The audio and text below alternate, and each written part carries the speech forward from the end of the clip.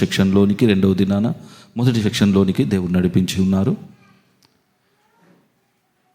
నిన్న మనం విన్నట్టుగా గుడ్డివారు చూడాలి, చూచువారు గుడ్డివారు కావాలి, మారు మనసు నొంది తిరగాలి, దేవుని రాజ్యం మనకివ్వడము తండ్రికి ఇష్టమై ఉన్నది. ఇవన్నీ మనం విన్నాము.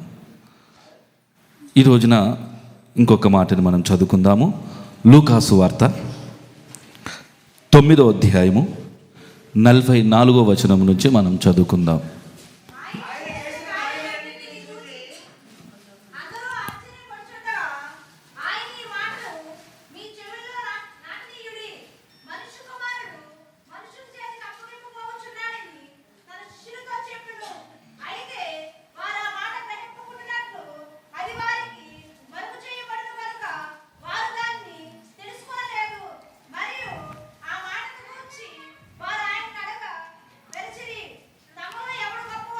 చాలండి.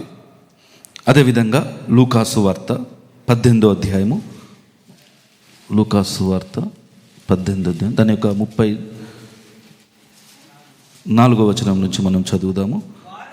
31 నుంచి చదువు. 31.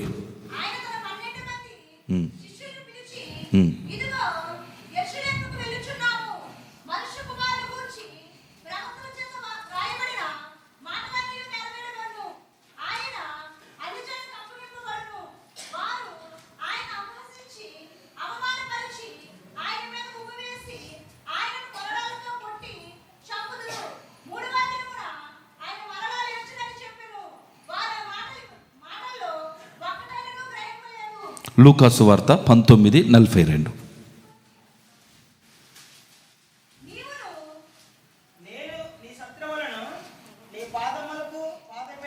లూకాసు వార్త 19వ అధ్యాయము 40.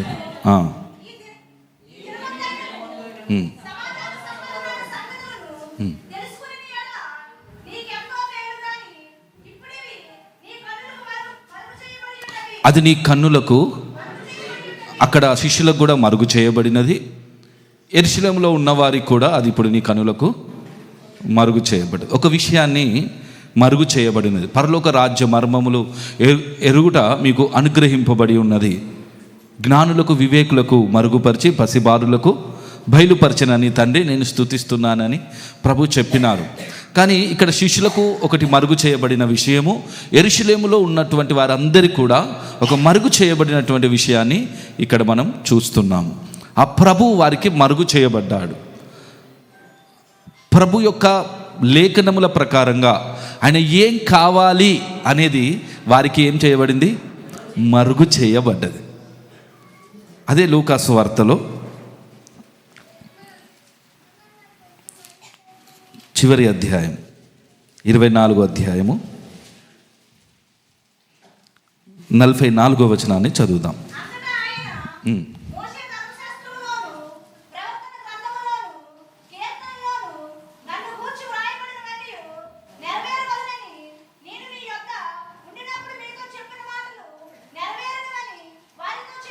దాని యొక్క 27వ వచనాన్ని, 25వ వచనం కూడా చదవండి.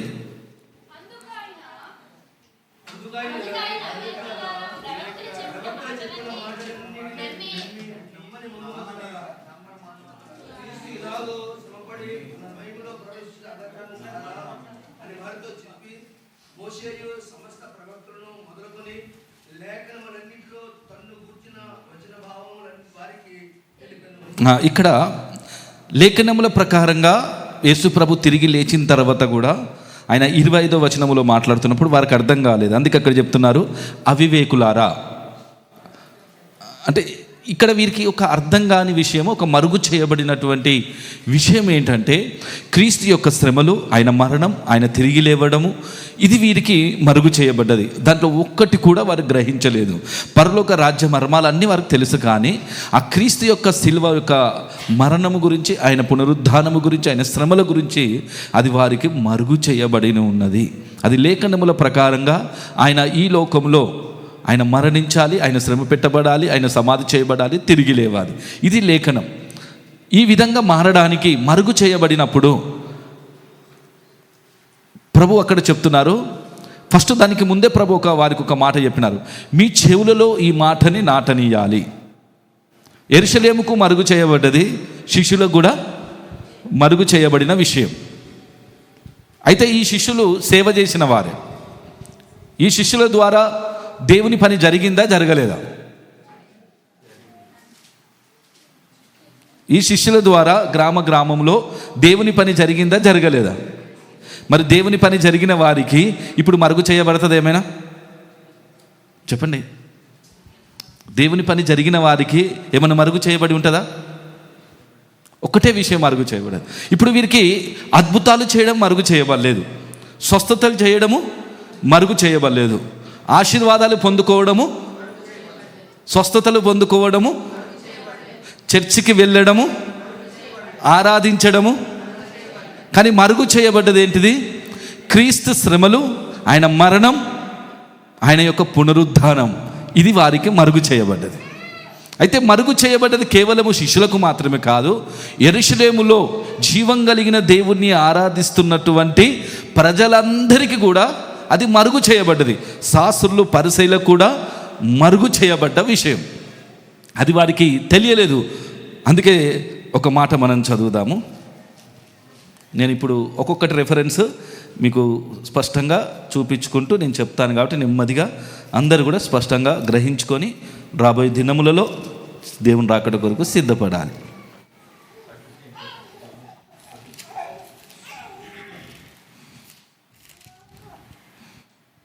మొదటి కొరింథీ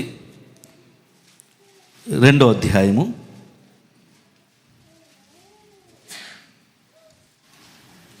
8వ వచనం.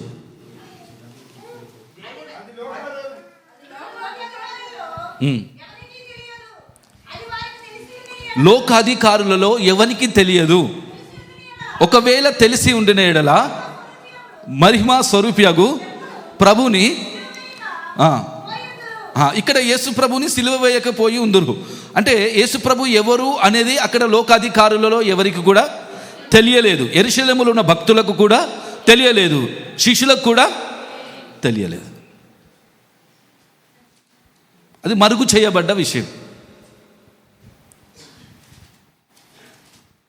సిలువని గూర్చిన సువార్త అంత ఈజీగా అర్థమయ్యేది కాదు.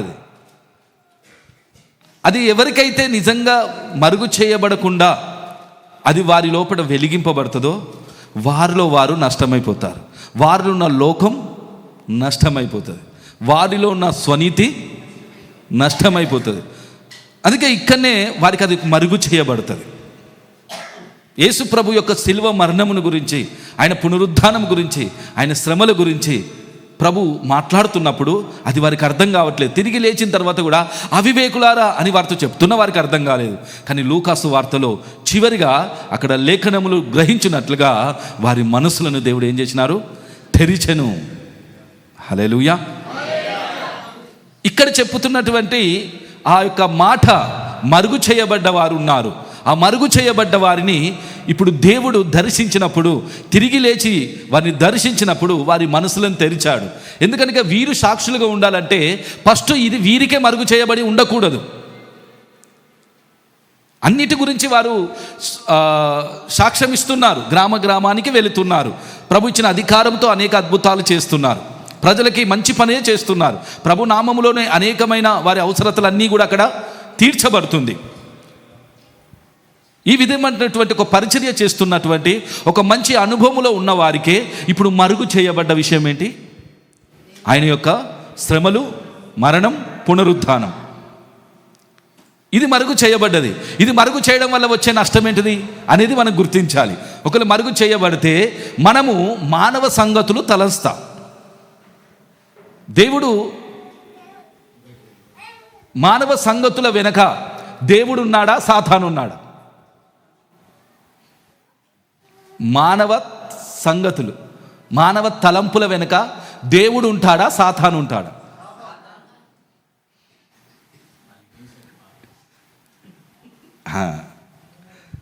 పేతురు లోపలికి ఎవరు వచ్చారు? ఇప్పుడు పేతురు పెద్ద పాస్టర్ కదా, పేతురు చిన్న పాస్టరా, పెద్ద పాస్టర్? ఈ బండ మీద నా సంఘముని కట్టేదని అన్నాడు. సజీవుడైన దేవుని కుమారుడైన క్రీస్తువి అని పరలోక తండ్రే నీకు బయలుపరచను, నరమాత్రులు నీకు బయలుపరచలేదు. మరి అటువంటి వ్యక్తి లోపల సాతాను పనిచేస్తుందని ఎవరైనా అనుకుంటారా? సాతాను ఎట్లా పనిచేసింది? తనకు దయ్యాలు వెళ్ళగొట్టే అధికారం లేదనా? స్వస్థపరిచే అధికారం లేదనా? ఆయనకు అన్నీ ఉంది. దేవుడు అధికారం ఇచ్చినాడు. దేవుడు వారిని వాడుకున్నాడు. గ్రామానికి వారు వెళ్ళారు. మీ పేరు పరలోక రాజ్యంలో ఉందని సంతోషించమని చెప్పినారు. ఇవన్నీ కలిగిన వ్యక్తికి ఇప్పుడు ఒక విషయం మరుగు చేయబడ్డది. అది సిలువని గురించిన సువార్త. అది యేసుప్రభు మరణించక ముందే చెప్పారు, కానీ అది వారికి అర్థం కాలే. కానీ మరణించి తిరిగి లేచిన తర్వాత కూడా ఒకసారి చెప్తున్నారు, కానీ ఇంకా వారు అవివేకులారా అని అక్కడ మాట్లాడుతున్నారు. ఇంకా దాని కిందికి వచ్చేసరికి ఇక వీరికి ఇన్ని చెప్పిన అర్థం కాదని దేవుడు ఏం చేసినారు? ఇప్పుడు హృదయాన్ని తెరిచినాడు. తెరిచి ఇక లేఖనముల ప్రకారంగా మోషే గ్రంథములోను, ప్రవక్తల గ్రంథములోను, కీర్తనలలోను నన్ను గురించి రాయబడినట్టుగా నెరవేర్చబడినది. ఇప్పుడు యేసు క్రీస్తు శ్రమపడుననియు, ఆయన మరణించి తిరిగి లేచిననియు, ఆయన నామమున మారు మనసు, పాప క్షమాపణ అంతటా ప్రకటింపబడిననియు అని చెప్పి దానికి మీరే సాక్షులు. ఫస్ట్ ఎవరిలో ప్రకాశించింది సువార్త? మంచిగా అర్థం చేయాలి. ఇంకా నేను లోతుకు పోయినప్పుడు ఇది ఎందుకు తీసుకున్నాను అనేది మీకు అర్థమవుతుంది. శిష్యులలో ఆ మాట ప్రకాశించకుంటే వీరు దేని గురించి సాక్ష్యం ఇస్తుండొచ్చు? యేసునామంలో దయ్యాలు వెళ్ళిపోతాయి, యేసునామంలో స్వస్థత కలుగుతుంది, యేసునామంలో చనిపోయిన వారు కూడా తిరిగి లేస్తారు. అమ్మ నువ్వు ఏదన్నా అడుగు, దేవుడు నీకు ఇస్తాడు. ఎంతో దయామయుడు, ఎంతో ప్రేమమయుడు ఆయన, నువ్వు ఏది అడిగినా ఇస్తాడు అనే ఈ ప్రసంగాలు ఉంటాయి తప్ప ఆ శిలువ మరణం వైపు నీవు ఆకర్షింపబడాలి, నీలో ఉన్న ప్రాచీన పురుషులు ఆకర్షింపబడాలి, ఆయనతో పాటు నువ్వు చనిపోవాలనే మాట వారి నుంచి రాదు. వారికి వచ్చేది ఆశీర్వాదాల మాట వస్తుండొచ్చు, ఆ వ్యక్తిని మంచిగా చేసే మాట వస్తుండొచ్చు, కానీ ఆ వ్యక్తిని సిలువలో అప్పగించుకునే మాట మాత్రం తనకు రాదు. అది యెరూషలేముకు కూడా మరుగు చేయబడ్డది. యెరూషలేములో ఉన్న శాస్త్రులు, పరిసయ్యులు, శిష్యులు, భక్తులు అందరూ కూడా మరుగు చేయబడ్డ విషయం ఇదొక్కటే. కానీ ఈ విషయాన్ని మొట్టమొదటిగా దేవుడు తన శిష్యులకి బయలుపరుచుకున్నారు. సిలువని గురించిన సువార్త ఫస్ట్ ఎవరు ప్రకటించారు? యేసు ప్రభు. ఫస్ట్ సువార్త చేసింది ఎవరు? యూదులు సూచక్రియలు అడుగుచున్నారు, గ్రీకు దేశస్థులు జ్ఞానం వెతుకుచున్నారు. మేమైతే సిలువైన క్రీస్తుని ప్రకటిస్తున్నాం అంటున్నారు. అంటే ఆ సిలువైన క్రీస్తుని ఎందుకు ప్రకటిస్తున్నారు? ఆ సిలువలో ఏముంది అసలు? ఆయన పైకెత్తబడ్డప్పుడు అందరిని ఆకర్షించుకుంటేనే రక్షణ. గొర్రెలు పోవు ద్వారమును నేనే. ఒక రక్షణ అంటే ఏంటంటే ఈ ద్వారము గుండా లోపలికి వస్తేనే రక్షణ. ఒకసారి చదవండి యోహాను సువార్త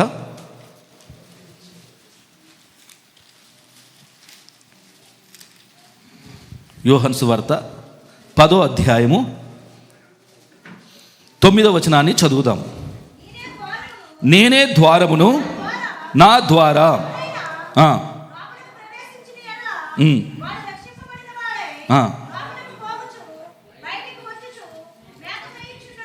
మరి ఒకసారి అదే మాట చదవండి. అంటే నేను లేకుండా కాదు, నా ద్వారా ఎవరైనా లోపలికి వస్తే ఎస్. అంటే ఎవరు రక్షణ పొందుకుంటారు? ద్వారాన్ని చూసేవారా, ద్వారములో వచ్చేవారా? పడవని చూసేవారా, పడవలోనికి వచ్చేవారా? హల్లెలూయా. ఈ ద్వారంలోనికి ఎవరైతే ఆయన ద్వారా ప్రవేశిస్తారో వారు ఏం పొందుకుంటున్నారు? రక్షణ. అంటే రక్షణ అనేది ద్వారం బయట ఉందా, ద్వారం లోపట ఉందా? ఇప్పుడు ఆ ద్వారం ఎక్కడ తెరవబడ్డది? యేసుప్రభు పుట్టినప్పుడు ఆ ద్వారం తెరవబడ్డదా? యేసుప్రభు పెరిగినప్పుడు ఆ ద్వారం తెరవబడ్డదా? యేసుప్రభు సువార్త ప్రకటించినప్పుడు ద్వారం తెరవబడ్డదా? యేసుప్రభు స్వస్థపరిచినప్పుడు ద్వారం తెరవబడ్డదా? యేసుప్రభు దయ్యాలు వెలగొడుతున్నప్పుడు ద్వారం తెరవబడ్డదా? యేసుప్రభు పరలోక మర్మాలను ప్రకటిస్తున్నప్పుడు ద్వారం తెరవబడ్డదా? ఆయన సిలువ మరణములో ద్వారం తెరవబడ్డదా? అమ్మా అర్థమవుతుందా? ఇంకా మెల్లంగా చెప్పాలా? యేసు ప్రభు ద్వారం ఎక్కడ తెరిచారు? శిలువ మరణములో పైనుంచి తెర కిందికి చినిగెను, ద్వారము తెరవబడ్డది. హల్లెలూయా. ఇప్పుడు ఆ ద్వారము గుండానే నేను లోపలికి వెళ్ళాలి, అప్పుడే రక్షణ. ఒక వ్యక్తి వచ్చి ప్రభు దగ్గర చెప్తున్నారు, ప్రభువా రక్షణ పొందువారు కొద్ది మందేనా? అప్పుడు ప్రభు అన్నారు, కొద్ది మందా ఎక్కువ మందా ఏమీ చెప్పలేదు, ఒక్క మాట మాత్రం చెప్పారు, ఇరుకు ద్వారమున ప్రవేశించుటకు పోరాడుడి. హల్లెలూయా. ఆయనకు వచ్చిన సవాల్ ఏంటంటే రక్షణ పొందేవారు కొద్ది మందే. రక్షణ ఇరుకు ద్వారము గుండా ప్రవేశిస్తేనే రక్షణ అని ప్రభు క్లారిటీ చేశారు ఆడ. ఆ ఇరుకు ద్వారము ప్రభువే. ఆయన శ్రమలు, ఆయన మరణం, ఆయన పునరుద్ధానమే ఆ ఇరుకు ద్వారం. లేఖనములో ఉన్నది మొత్తం మన పాత నిబంధన నుంచి లేఖనముల ప్రకారంగా చూస్తే ఆ ప్రభు మనకు బయలుపరచబడాలి ఆయన శ్రమలలో, ఆయన మరణములో, ఆయన పునరుద్ధానములో. ఇది లేఖనం. మరి స్వస్థపరచడం లేఖనము కాదా? ఆశీర్వాదాలు ఇవ్వడం లేఖనము కాదా?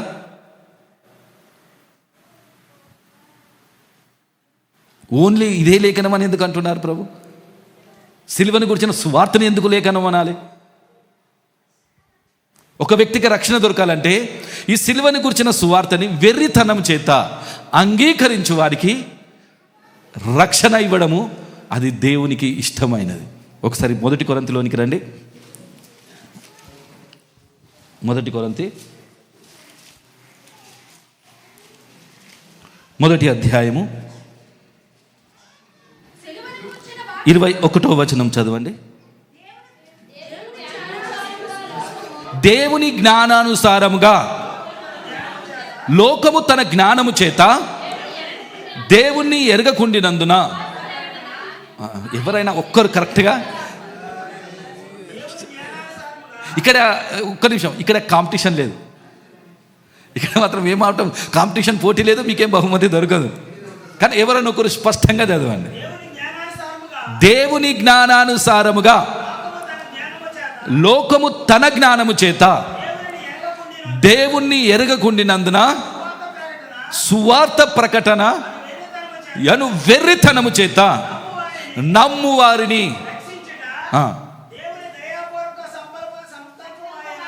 హల్లెలూయా. సువార్త ప్రకటన యను వెర్రితనము చేత నమ్ము వారిని రక్షించుట దేవుని దయాపూర్వక. ఎవరి సంకల్పం ఇది? మన సంకల్పం కాదు. ఇప్పుడు మన సంకల్ప ప్రకారంగా ఉన్న రక్షణ ఎలా ఉంటుంది?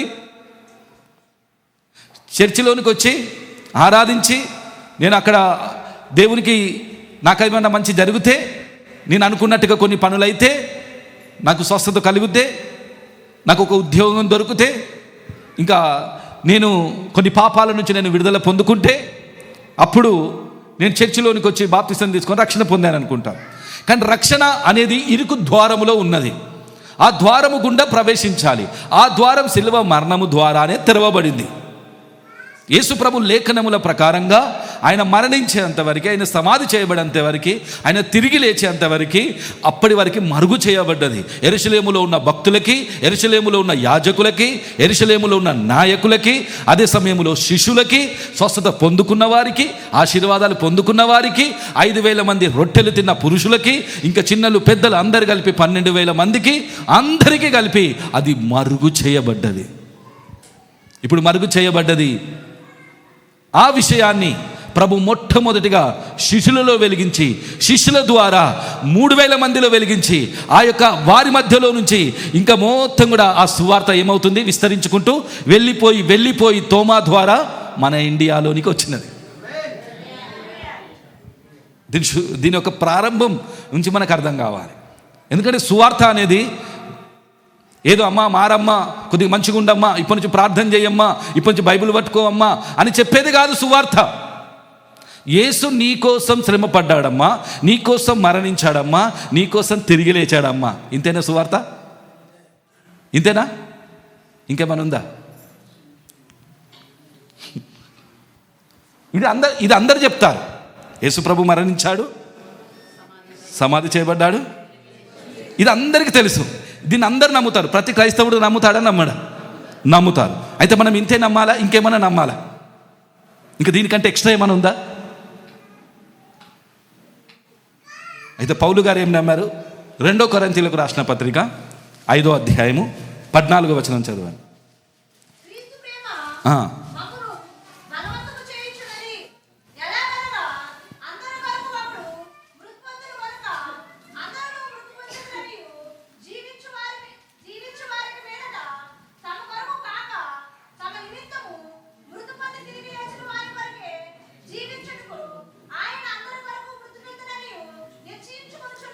యేసుప్రభు మరణించాడు అని అందరు నమ్ముతారు.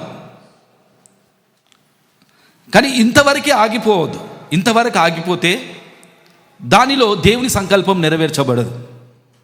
మనము సువార్తను వెర్రితనం చేత మనం అంగీకరించినప్పుడు మనలో ఏం జరుగుతుంది అనే విషయం మనకు అర్థం కావాలి. ఎందుకు దేవుడు ఆ సువార్తను వెర్రితనం చేత నమ్మువారిని ఎందుకు రక్షిస్తున్నాడంటే, ఆ వెర్రితనం ఏంటిది అసలు అంటే, యేసుప్రభు నా కొరకు మరణించాడు కనుక నేను ఆయనతో పాటు మరణించడానికే, ఆయన నా కోసం మరణించాడని నేను వెర్రిగా ఒప్పుకోవాలి. దీన్ని జ్ఞానంతో చూస్తే మరణించం, మన అనుభవంతో చూస్తే మనం మరణించం. దీన్ని వెర్రితనము చేత నమ్మాలి. ఎలా నమ్మాలి? యేసు ప్రభు నా కొరకు సిలువ వేయబడ్డారు. ఎందుకంటే నేనును ఆయనతో పాటు. ఇప్పుడు నేను సిలువ వేయబడితే, ఇప్పుడు గుడ్ ఫ్రైడే చేసే వ్యక్తి సిలువ వేయబడ్డాడు అనుకోండి, చేస్తాడు? ఇక గుడ్ ఫ్రైడే యేసుని సిలువకేసేదా, తను సిలువ వేయబడేదా?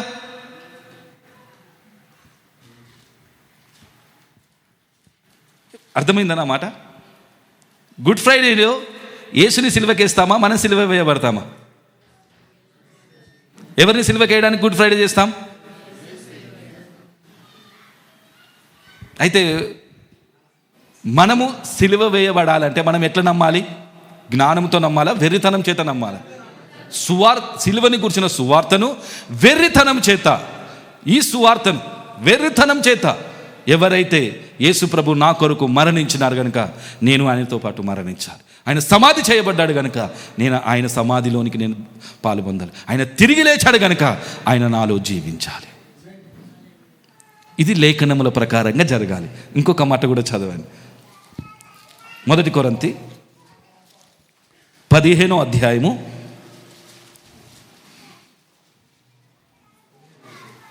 1వ వచనం నుంచి చదవండి.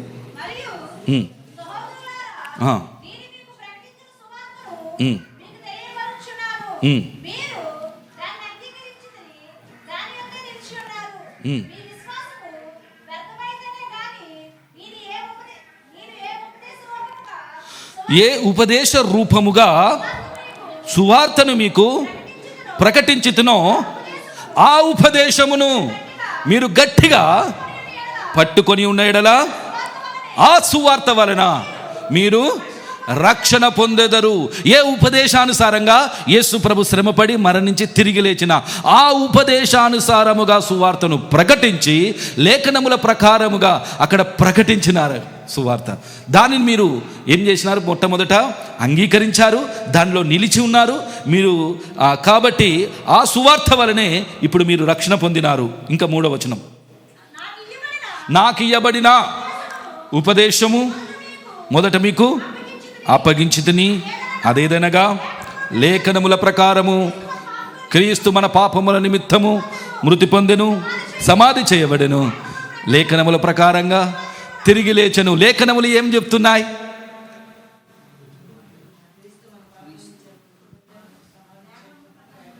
లేఖనములు చెప్పిన సేవ ఎక్కువ జరుగుతుందా, లేఖనములు లేని సేవ ఎక్కువ జరుగుతుందా?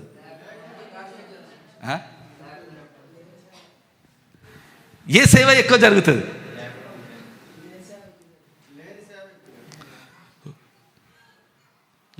మిషనరీలు తీసుకొచ్చినటువంటి సేవలో, తోమా తీసుకొచ్చినటువంటి సేవలో వ్యత్యాసం ఉందా లేదా? లేఖనముల ప్రకారంగా క్రీస్తుని ఎవరు తీసుకొచ్చారు ఇండియాకి? మిషనరీలు సమాజ సేవ చేసుకుంటూ సువార్త అని చెప్పారు. ఆ సువార్తలో లేఖనము ఉన్నదా పూర్తిగా? నిన్న నేను చెప్పాను, నమ్మై తిరగాలి. వారు చేసినటువంటి సేవ నమ్మారు, చాలామంది ప్రభుని నమ్ముకున్నారు. కానీ తిరగడము అనేది ఎవరిలో జరిగినదో వారికి దేవుని హస్తం తోడుగా ఉంది. ఆ యెహోవా బాహు యేసుక్రీస్తు వారికి తోడుగా ఉంటాడు. లేఖనముల ప్రకారంగా ఎవరైతే వారి జీవితంలో వెలిగింపబడిందో వారినే ప్రభు మీరు అనేక జనులను శిష్యులుగా తయారు చేయండి, బూది గంతముల వరకు వెళ్ళండి, నేను మీతో పాటు ఉంటాను అన్నారు. లేఖనముల ప్రకారంగా ప్రభు అర్థమైన వారితో ఉన్నారా, అర్థం కాని వారితో ఉంటాడా? ఇప్పుడు మనకు లేఖనముల ప్రకారంగా ఆ యేసు ప్రభు నాకు నీకు అర్థం కాలేదు అనుకోండి, ఇప్పుడు ఆయన నాతో ఉంటాడా? కానీ ఆయన నామములో నేను దయ్యాలు వెళ్ళగొట్టాను, ఆయన నామములో నేను స్వస్థపరిచాను, ఆయన నామంలో అద్భుతాలు చేశాను, ఆయన నామంలో ఎన్నో సంఘాలు కట్టాను, ఆయన నామంలో ఎంతో ఆరాధన చేశాను. ఇవన్నీ చేసి ప్రభు దగ్గరికి పోతే, ప్రభు నీ నామములో అది చేశాను ఇది చేశాను అంటే ప్రభు ఏమంటారు? అంటే ఇప్పుడు వీళ్ళు లేఖనముల ప్రకారంగా వీరికి ప్రభు అర్థమయ్యారంటారా? వీరి లెక్కలో దేవుడు అర్థమయ్యారా? లేఖనముల ప్రకారంగా ప్రభు అర్థం చేసుకోలేదు. ఆ లేఖనముల ప్రకారంగా అర్థం కావాలంటే దేవుడు నీ హృదయాన్ని తెరవాల. అప్పటిదాకా అది అర్థం కాదు, అది మరుగు చేయబడినటువంటి విషయం. అది తిరిగి లేచిన తర్వాత వారికి అర్థం కాలేదు, వారు ఇంకా అవివేకులారా అని చెప్తున్నారు. కిందికి వచ్చేసరికి ఇంకా లేఖనములో రాయబడినది వారు గ్రహించినట్లుగా వారి మనసులను దేవుడు తెరిచి అప్పుడు ఆ సువార్తని మొట్టమొదట శిష్యులలో వెలిగించినాడు. వారికి చెప్పినారు, ఇప్పుడు మీరు వెళ్ళి అందరినీ వెలిగించాలి. ఇంకా హల్లెలూయా. అంతకుముందు శిష్యులను తయారు చేయండి అనే సేవ వారికి ఇచ్చారా? శిష్యులను తయారు చేసే పరిచర్య ఇలే. శిష్యులను తయారు చేసే పరిచర్య కావాలంటే పైనున్న శక్తి కావాలి. అదొక మనిషి యొక్క బలముతో, మనిషి యొక్క జ్ఞానంతో, డబ్బుతో అయ్యే పని కాదు. అది డాలర్తో అయ్యే పని కాదు. అది పునరుద్ధాన శక్తితో ఆ వ్యక్తి నింపబడాలి.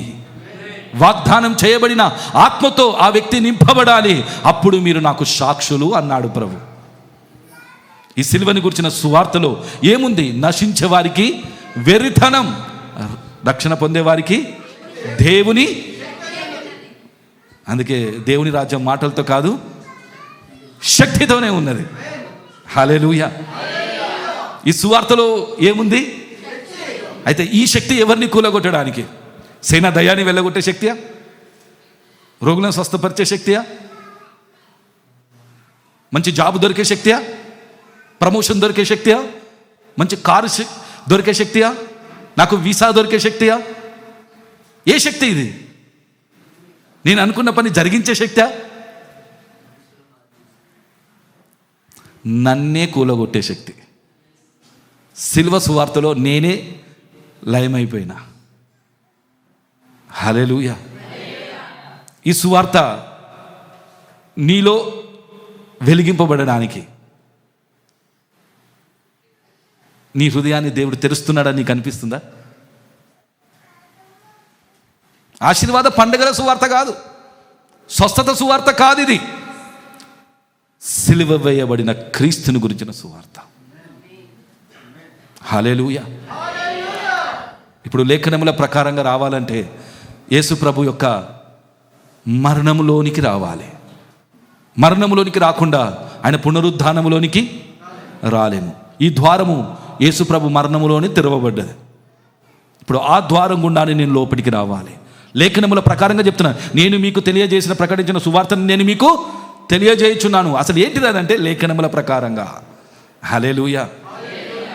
ఈ రోజున మనము యేసు ప్రభుని ఎలా ఎరగాలి? ఒకవేళ మనం లేఖనముల ప్రకారంగా ఎరిగితే ఇంకా నాదే జరగాలని ప్రార్థిస్తున్నామా, నా చావాలని ప్రార్థిస్తామా? ఇంకొక మాట కూడా చదువుదాం.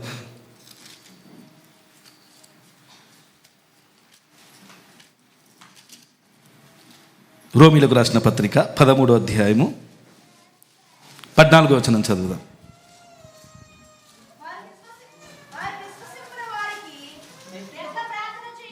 13వ అధ్యాయము 14వ వచనం. రోమా 13:14. మెట్టుకు ప్రభు అయిన యేసుక్రీస్తుని, అంటే యేసుక్రీస్తుని ఎట్లా ధరించుకోవాలి? యేసుక్రీస్తుని ధరించుకొనిన వారై శరీరేచ్ఛలను నెరవేర్చుకొనుటకు, శరీర విషయమై నాలో ఉన్న నా ఇచ్చలు నెరవేర్చుకొనుటకు ఎట్లా అయితే నా ఆలోచన నెరవేర్చబడుతుంది, ఏ చర్చికి పోతే నా ఆలోచన జరుగుతుంది, ఏ పాస్టర్ చేయబెట్టి ప్రార్థన చేస్తే నా ఆలోచన జరుగుతుంది, నాలో ఉన్న ఆశ ఎక్కడికి పోతే నాకు అనుకూలమైన ప్రవచనాలు వస్తాయి అని ఆలోచన చేసుకోవద్దు.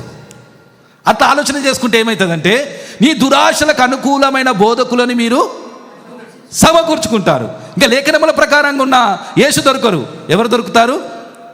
మనకు అనుకూలమైన బోధకులే దొరుకుతారు. ఒక బోధకుడు ఎవరికి అనుకూలమైన బోధకుడు కావాలని కోరుకుంటారు మీరు? మీకు అనుకూలమైన బోధకుడా, దేవునికి అనుకూలమైన బోధకుడా? మరి దేవునికి అనుకూలమైన బోధకుడు అయితే నీ ఇష్టం జరగాలని ప్రార్థిస్తాడా, నీ ఇష్టం చావాలని ప్రార్థిస్తాడా? మీరేమని ప్రార్థిస్తారని? ఇంకొక మాట కూడా ఒక్కొక్క లేఖనం చూద్దాం. గలతీయులకు రాసిన పత్రిక 5వ అధ్యాయము 23వ వచనం.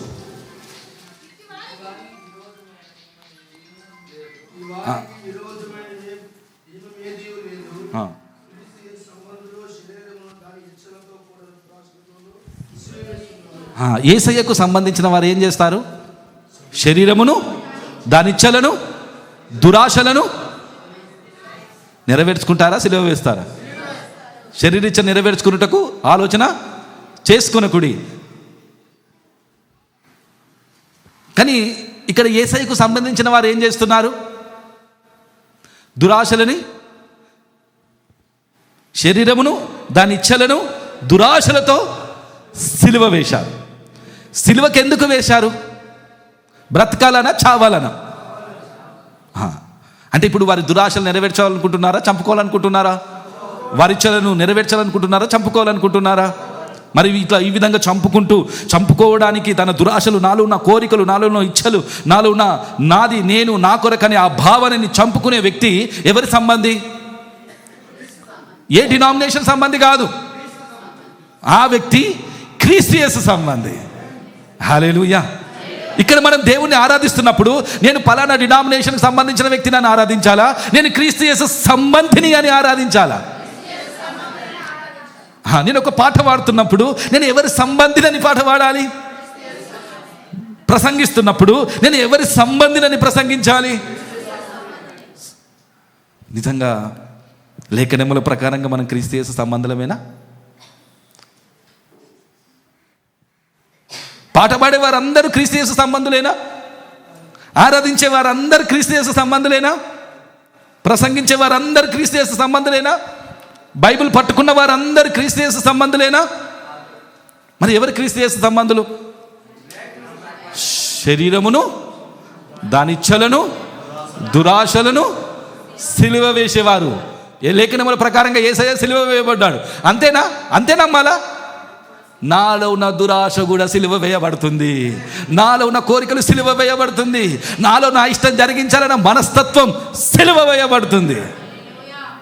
ఇది ఎవరిలో అయితే జరుగుతుందో వారు ఎవరి సంబంధులు? వారు ఏ డినామినేషన్కి సంబంధం లేదు, వారు ఏ చర్చికి వారికి సంబంధం లేదు, వారు క్రీస్తు ఉన్న సంబంధం. Praise the lord. ఈ రోజున మీరు ఎవరి సంబంధిగా ఆరాధిస్తున్నారు? నిజంగా అది జరుగుతుందండి. మనం పాస్టర్ గారి దగ్గరికి పోయి, పాస్టర్ గారు నా ఆశని నేను చంపుకోవడానికి నా కోసం ప్రార్థన చేయండి, నా ఆశ నెరవేర్చుకోవడానికి ప్రార్థన చేయండి అని అడిగే గుంపు ఎక్కువ ఉంటుందా? నా ఆశలు చావడానికి ప్రార్థన చేయండి అనే గుంపు ఎక్కువ ఉంటుందా? నేను అనుకున్నది జరగడానికి ప్రార్థన చేయండి పాస్టర్ గారు అనే గుంపు ఎక్కువ ఉంటుందా? నేను అనుకున్నది జరగద్దు పాస్టర్ గారు అని చెప్పే గుంపు ఎక్కువ ఉంటుందా? ఇంకా పాస్టర్ గారు కూడా కాంప్రమైజ్ అయిపోతారు. రాను పాస్టర్ గారు కూడా ఏమైపోతారు? అరే ఇలా చెప్తే ఎవరు వస్తారు చర్చికి? సరే అమ్మ రా, ప్రార్థన చేస్తా. ప్రార్థన స్టార్ట్. ఆశీర్వాదం ప్రభు, ఈ అమ్మకి ఇవ్వండి, ఈ అమ్మకి ఇవ్వండి, ఇంకా ఆశీర్వాదం, ఇంకా ఈ జాబ్ లేదు, ఇంకా అది లేదు, ఇది లేదు ప్రభు, ఈమె కొరుకుని అన్ని నీ నామంలో దొరుకునుగాక. ఇప్పుడు ఎవరి సంబంధిగా మారుస్తున్నారు? క్రీస్తు యేసు సంబంధిగా మారుస్తున్నారా? కాదు. ఎవరి సంబంధిగా మారుస్తున్నారు? ఇప్పుడు రండి, యోహాను సువార్త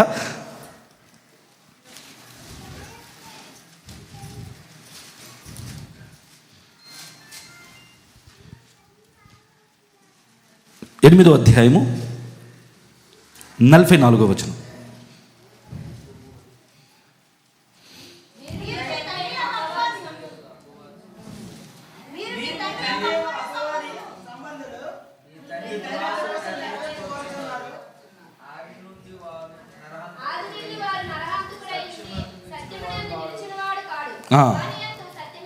వాని యందు చాలండి. ఇక్కడ మీరు మీ తండ్రి యగు అపవాది సంబంధులు. దురాశలను ఏం చేస్తున్నారు? సిలువ వేస్తున్నారా, నెరవేర్చుకుంటున్నారా? రైట్. ఇప్పుడు ఒక వ్యక్తి తను ఏదో కష్టపడి యేసుప్రభుని నమ్ముకోకముందు ఉన్నాడు. కానీ ఆయనకి యేసుప్రభుని నమ్ముకున్న తర్వాత ఒక ప్రసంగం విన్నాడు, అడుగుడు మీకు ఇవ్వబడును. ఈ ప్రసంగం విన్న తర్వాత ఇంకా ఆయన లోపల వచ్చిన కోరికలన్నీ ఇంకా జరగడానికి ఇంకా ప్రార్థన చేయడం ప్రారంభించాడు. ఈ వ్యక్తిలో ఉన్న దురాశ తగ్గిపోయిందా? యేసుప్రభుని నమ్మిన తర్వాత పెరిగినాయా? ఇప్పుడు మనలో ఉన్న దురాశలు పెరిగే ప్రసంగాలు ఎక్కువ ఉన్నాయా, మన దురాశలు తగ్గే ప్రసంగాలు ఎక్కువ ఉన్నాయా? మరి ఆ ప్రసంగం చేస్తుంది దేవుని దాసుడా, సాతాను దాసుడా? వారి తండ్రి ఎవరు?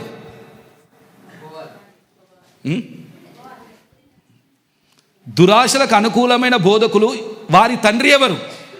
ఇప్పుడు దురాశలు నెరవేర్చబడాలని నాకుంది, దురాశలకు అనుకూలంగా పాస్టర్ గారు ప్రార్థన చేశారనుకోండి, వీరిద్దరు ఎవరి సంబంధి? అపవాది సంబంధి. ఈ ఇద్దరు కలిసి సిలువ వేయాలని ఉంది. ఎవరి సంబంధి? క్రీస్తు యేసు. ఇప్పుడు లేఖనముల ప్రకారంగా దేవుని సంబంధులు ఎక్కువ ఉన్నారా, సాతాన సంబంధులు ఎక్కువ ఉన్నారా? సాతాన సంబంధాలు కలిసి ఆరాధిస్తే మధ్యలో వచ్చేది దేవుడా, సాతానా? మహిమ దొరికేది దేవునికా, సాతానుకా? వీరందరూ మధ్యాకాశం వస్తే ఇక్కడ ఉంటారా, మధ్యాకాశంలో ఉంటారా? ఇప్పుడు ఏం చేద్దాం మరి? మన దురాశను ఇలానే పట్టుకొని నువ్వు ఎన్నైనా వాక్యం చెప్పుకో, నువ్వు ఎంతైనా మొత్తుకో, నువ్వు ఏమైనా చేసుకో, మా దురాశలు మాకే. నీ లెక్కలో నీవు వేసిన అర్థం చేసుకున్నావు, కానీ లేఖనముల ప్రకారంగా ఇంకా నీకు మరుగు చేయబడ్డది. అది నీ కన్నులకు మరుగు చేయబడి ఉన్నది. కానీ మరుగు చేయబడిన విషయం ఎప్పుడైతే నీకు అర్థమవుతుందో అప్పుడు ఇంకా నీలో ఉన్న నెరవేర్చుకోవాలన్న ఆశ చచ్చిపోతుంది. అది తిరగడం. కేవలం నమ్ముకొని వెళ్ళిపోతే సాధారణ అంటారు నెంబర్ 1 విశ్వాసి నేను, నీకంటే నెంబర్ 1 నేను అంటాడు. మరి నెంబర్ 1 విశ్వాసి నరకానికి పోతున్నాడు, నెంబర్ 2 నరకానికే. హల్లెలూయా. ఇప్పుడు మనం ఎవరి సంబంధిగా ఉండడానికి ఇష్టపడతాం? ఒకవేళ పాస్టర్ గారు ఇంకా అడుగుడి మీకు ఇవ్వబడును, నువ్వు ఏదన్నా ఇస్తాడు, దేవుడు నిన్ను ఆశీర్వదిస్తాడు, ఈ దినము నుంచి నీ ఇల్లంతా ఆశీర్వాదంతో నింపబడును గాక అని ప్రార్థించినప్పుడు పాస్టర్ గారు నాలో ఉన్న ఆశలన్నీ చావాలని ఎవరైనా పోయారనుకోండి, ఆ పాస్టర్ గారికి మొత్తం మైండ్ బ్లాక్ అయిపోతుంది. అర్థం కాదు, ఈమెక్కడామే అందరేమో ఆశలు నెరవేర్చుకోవడానికి వచ్చి నాతో ప్రార్థన చేయించుకుంటే ఈ వ్యక్తి చావాలని నాతో ప్రార్థన చేయించుకున్నాను. అటువంటి ప్రార్థన నాకు రాదమ్మా, ఎందుకంటే నేను కూడా నా ఆశలు నెరవేర్చుకున్న వ్యక్తిని కదా. నేను అలా ఎట్లా ప్రార్థన చేయగలను? హల్లెలూయా. అయితే ఇద్దరిలో ఈ విధంగా ఈ వ్యక్తికి దురాశలకు అనుకూలంగా ప్రార్థన చేసే బోధకుడు ఉన్నాడు అనుకోండి, దురాశలు నెరవేర్చుకుని ఒక విశ్వాసం ఉన్నాడు అనుకోండి, వీళ్ళిద్దరికీ మంచిగానే ఉంటుంది. కానీ ఒకవేళ దురాశలు చంపుకోవాలని విశ్వాసి గిట్ట మారు మనసు పొందితే పాస్టర్ గారు దానికి ఒప్పుకుంటారా? అట్లా అయితే సంఘం అంతా కలవరం అవుతుంది, నీ వల్ల సంఘం అంతా డిస్టర్బ్ అవుతుంది అంటారా, అనరా? కానీ పాస్టర్ గారే మారు మనసు పొందారనుకోండి, సంఘస్థులు మారు మనసు పొందలేదనుకోండి, అప్పుడు సంఘం పెరుగుతుందా, తగ్గుతుందా? ఇప్పుడు మీ సంఘం పెరగాలని ఉందా, తగ్గాలని ఉందా పాస్టర్ గారు? లేదండి మా దశమాంసాలు ఇట్లా, మా చందా ఇట్లా. హల్లెలూయా. కఠినంగా ఉందా, సులువుగా ఉందా? నెరవేర్చుకోవడం సులువా, సిలువ వేయడం సులువా? నెరవేర్చుకునే ప్రార్థన చేస్తే సాతానికి ఏమైనా అభ్యంతరమా? నేను నీ తండ్రిని, నువ్వు నెరవేర్చుకో, కావాల్సిన నేను యేసు నామములో వచ్చి నిలబడతా. అబద్ధ క్రీస్తులు, అబద్ధ ప్రవక్తల వేషం వేసుకొని వచ్చి నిలబడి నీకు ఆశీర్వదించడం, ఆశీర్వాద చర్చి, నీ సేవ డెవలప్ అయిపోతుంది ఇంకా. హల్లెలూయా అన్నారా?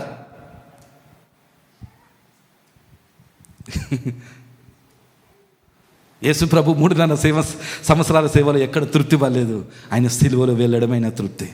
అందుకే నేను మరి యొక్క బాప్తిసం పొందవలసి ఉంది. హల్లెలూయా. ఆల్రెడీ బాప్తిసం అయిన వ్యక్తి మళ్ళీ బాప్తిసం గురించి ఎందుకు మాట్లాడుతున్నారు? ఆ సిలువ మరణములో ఉన్న బాప్తిస్మం అది జరగవు. నా గిన్నెలోనిది మీరు త్రాగుతారా?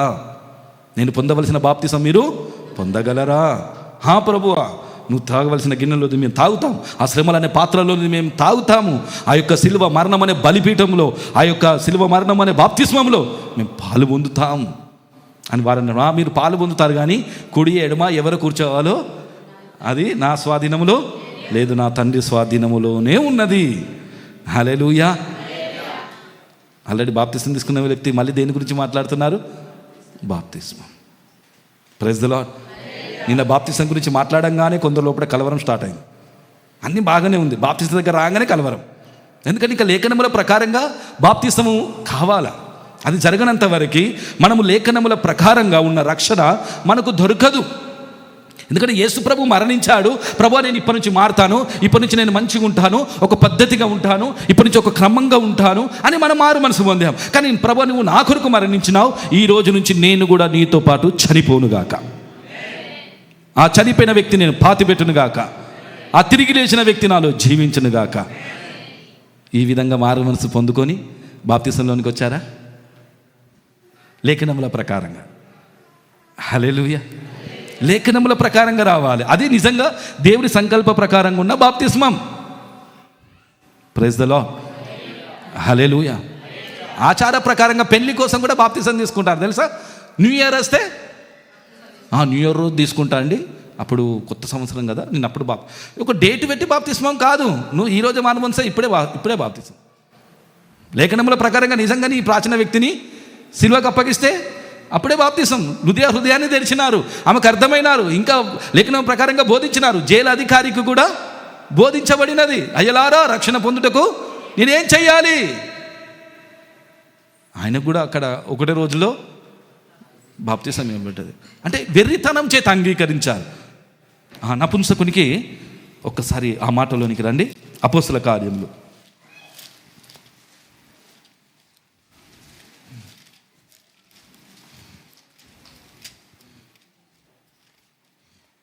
8వ అధ్యాయము దాని యొక్క 32వ వచనాన్ని చదువుదాము. మంచిగా అర్థం చేయాలి. అతడు లేఖనముల యందు 31వ వచనం చదవండి.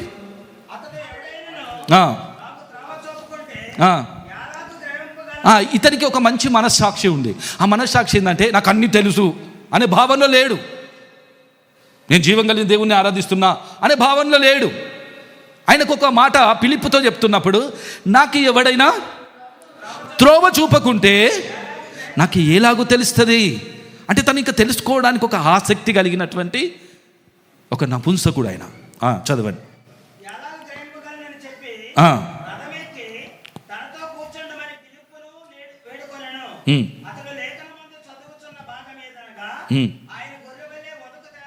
ఆయన గొర్రె వలె వదకు తేబడి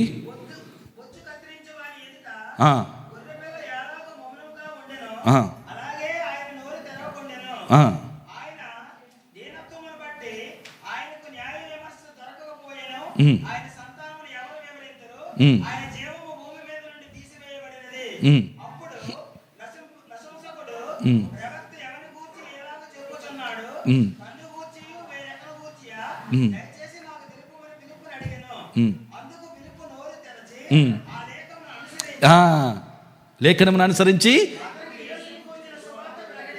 సువార్త అనేది దేన్ని అనుసరించి ఉండాలి? దురాశలను అనుసరించి ఉండాలా? గుంపుని పెంచుకోవడానికి అనుసరించి ఉండాలా? ఆశలకు అనుకూలముగా అనుసరించి ఉండాలా? సువార్త అంటే దేన్ని అనుసరించి ఉండాలి? నపుంసకునికి సువార్త చెప్తున్నప్పుడు దేన్ని అనుసరించి సువార్త చెప్తున్నారు? లేఖనములను అనుసరించి. హల్లెలూయా. ఆనాడు దేవుడు ఏర్పరచుకున్నటువంటి శిష్యులకు లేఖనముల ప్రకారంగా అర్థమైనప్పుడు వారు యేసుని లోకానికి ఎట్లా పరిచయం చేశారు? సువార్త ఎట్లా చేస్తున్నారు వారు? లేఖనముల ప్రకారంగా.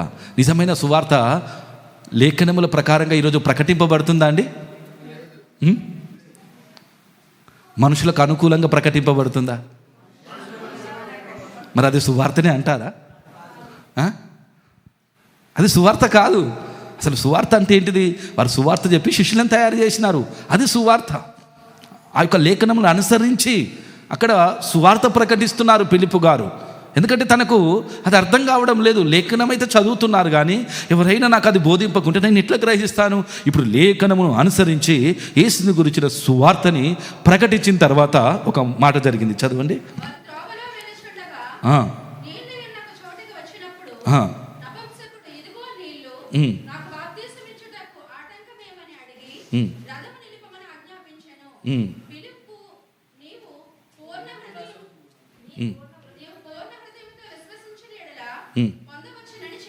ఎస్, ఈ సిల్వర్ని గురించిన సువార్త వెర్రితనం చేత అంగీకరించి పూర్ణ మనసుతో నువ్వు ఈ సువార్తను విశ్వసించి నువ్వు అంగీకరిస్తే ఇప్పుడు ఏం తీసుకోవాలి?